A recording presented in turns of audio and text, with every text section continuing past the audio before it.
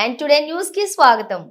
రాష్ట్రంలోని 65,18,000 మందికి ప్రతి నెల 4,408 కోట్ల రూపాయల ఎన్టీఆర్ భరోసా పెన్షన్లుగా అందిస్తున్నామని రాష్ట్ర గృహ నిర్మాణ సమాచార పౌర సంబంధాల శాఖ మంత్రి కోలుసు పార్థసారథి అన్నారు. నూజివీడు మండలం పోతిరెడ్డిపల్లి గ్రామంలోని మంత్రి పార్థసారథి ఉదయం 6 గంటలకే ఇంటింటికి వెళ్లి ఎన్టీఆర్ భరోసా పెన్షన్ పంపిణీ చేసిన తదనంతరం నూజివీడు పట్టణం గాంధీనగర్ మరియు ఆగిరిపల్లి పట్టణంలోని ఇంటింటికి వెళ్లి మంత్రివర్యులు, నాయకులు, సచివాలయ సిబ్బంది కలిసి పండుగ వాతావరణంలోని పింఛన్లు పంపిణీ కార్యక్రమం చేశారు.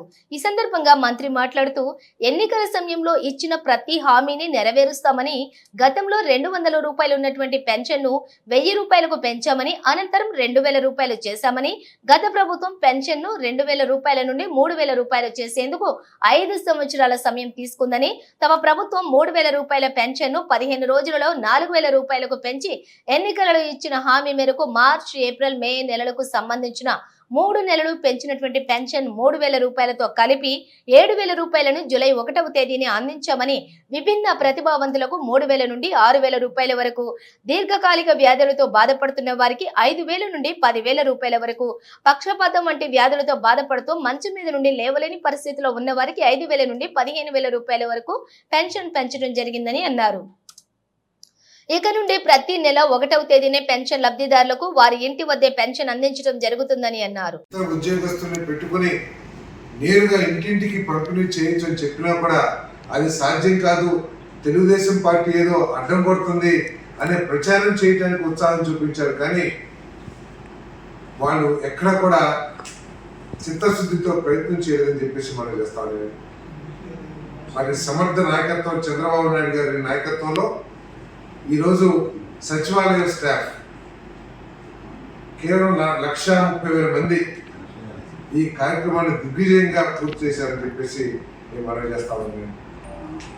అంటే ప్రభుత్వ ఉద్యోగస్తులు కనుక స్ఫూర్తిదాయకంగా పనిచేస్తే ఎటువంటి పనినైనా సరే సులభంగా చేయగలరు. దానికి కావాల్సింది మోటివేట్ చేయగలిగిన నాయకత్వం, సమర్థమైన నాయకత్వం ఉంటే ఎటువంటి కార్యక్రమాలైనా సరే ఉద్యోగస్తులు సమర్థంగా నిర్వహించగలని ఈరోజు పెన్షన్ పంపిణీ నిరూపిస్తుందని చెప్పేసి మనం చేస్తామండి.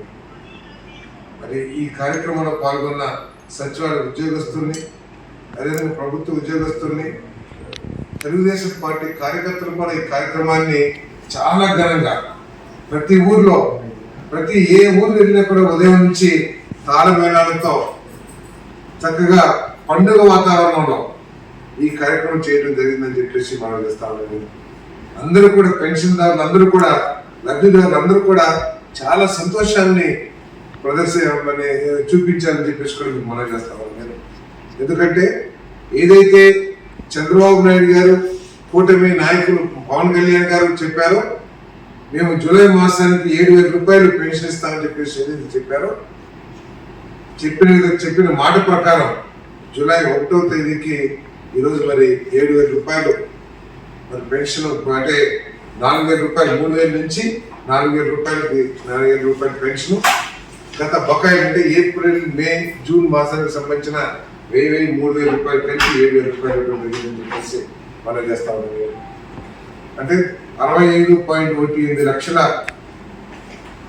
లబ్ధిదారులకి 28 కేటగిరీల్లో దాదాపు 28 కేటగిరీల పెన్షన్ ని 4,405 కోట్ల రూపాయలని ఈరోజు ప్రభుత్వం పంపిణీ చేసిందని చెప్పేసి కూడా మనం చేస్తామని. మరి గత ప్రభుత్వం 1000 రూపాయలు పెన్షన్ ని పెంచడం కోసం 5 సంవత్సరాలు తీసుకుంటే, చంద్రబాబు నాయుడు గారు కేవలం 16 రోజుల్లో 1000 రూపాయలు పెంపుదల చేశారని చెప్పేసి కూడా ఈ సందర్భంగా తెలియజేస్తున్నారు. ఈ సామాజిక పెన్షన్ అనేవి ఎన్టీ రామారావు గారు 30 రూపాయలతో ప్రారంభిస్తే, చంద్రబాబు నాయుడు గారు దాన్ని 1000 రూపాయలు, 2,000 రూపాయలు కూడా చంద్రబాబు నాయుడు గారి నాయకత్వంలోనే జరిగిందని చెప్పేసి మనం చేస్తాము.